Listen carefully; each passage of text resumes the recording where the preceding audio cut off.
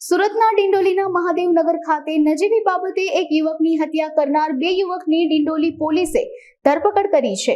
અંશ ઉર્ફે ગૌરવ નામનો 22 વર્ષીય યુવક નશામુક્તિ કેન્દ્રમાંથી ઘરે આવ્યો હતો.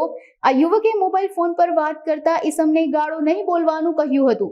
આ બાબતે રાકેશ ઉર્ફે રીકુ અને કૈલાશ ઉર્ફે કાળુએ યુવકની હત્યા કરી હોવાનું સામે આવ્યું હતું. સમગ્ર મામલે પોલીસે હત્યા કરનાર બંનેની ધરપકડ કરી આગળની કાર્યવાહી હાથ ધરી છે.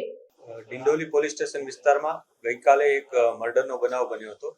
આ ઘટનામાં જે ભોગ બનનાર છે એ અંશ નામનો એક વ્યક્તિ છે કે જે 20 થી 22 વર્ષની એની ઉંમર છે. એ પોતાની સોસાયટી મહાદેવનગર 2 એ સોસાયટીમાં પોતાના એક નજીકના જે વ્યક્તિ હતા આસપાસ રહેતા એના સાથે એનો ઝઘડો થયો હતો.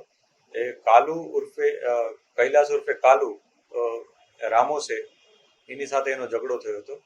કૈલાશ ઉર્ફે કાલુ પોતાના મોબાઈલ ઉપર વાત કરી રહ્યો હતો ત્યારે આ ભાઈ ત્યાંથી જતો હતો અને એને ત્યાં અપશબ્દો બોલીને પસાર થઈ રહ્યો હતો, જેથી આ બંને વચ્ચે બોલાચાલી થઈ હતી અને ત્યાં થોડી ઝપાઝપી થઈ હતી.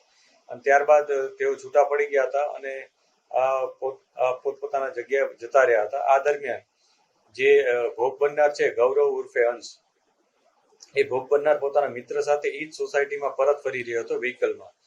ત્યારે કાલુ અને એનો મિત્ર રાકેશ ઉર્ફે રાખુ એ બંને પોતાના વ્હીકલમાં સામેથી આવી રહ્યા હતા. જ્યારે એકબીજાને સામે જોવે છે એટલે ફરીથી એ ઝઘડા યાદ કરી અને બંને ફરીથી ઝઘડે છે.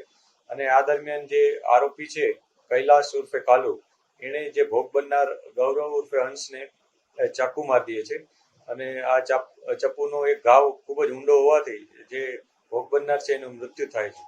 પોલીસે આ બાબતે તત્કાલ સ્થળ વિઝિટ કરી તપાસ શરૂ કરી દીધી હતી અને ગુનો રજીસ્ટર કરી અને બંને આરોપીની ધરપકડ અત્યારે તજવીજ ચાલુ છે અને બંને આરોપીઓના ગુનાહિત ઇતિહાસ વિશે પણ અમે તપાસ કરી રહ્યા છીએ અત્યારે.